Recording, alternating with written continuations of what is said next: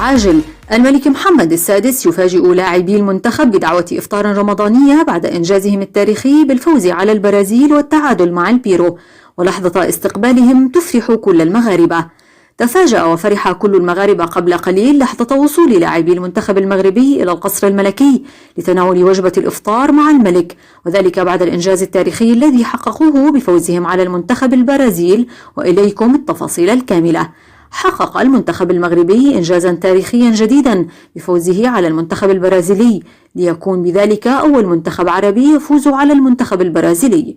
وجرت المباراة في ملعب طنجة الكبير وسط آلاف الجماهير المغربية التي كانت تساند أسود الأطلس خلال المباراة. وبعد مباراة البيرو صرح المدرب وليد الركراكي أن الصيام أضعف تركيز وقوة لاعبي المنتخب المغربي، وهذا ما كان واضحا خلال مباراة البيرو والمغرب التي انتهت بالتعادل السلبي.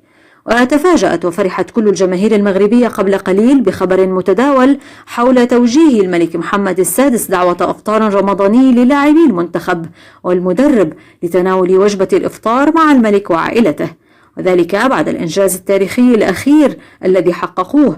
وأكدت بعض المصادر أن الإفطار سيحضره كل لاعبي المنتخب مع المدرب فوزي لقحج، وسيكون استقبالهم من طرف الملك وولي العهد الحسن وشقيق الملك المولى رشيد، وسيتم نقل الإفطار مباشرة على قنوات الوطنية إن شاء الله.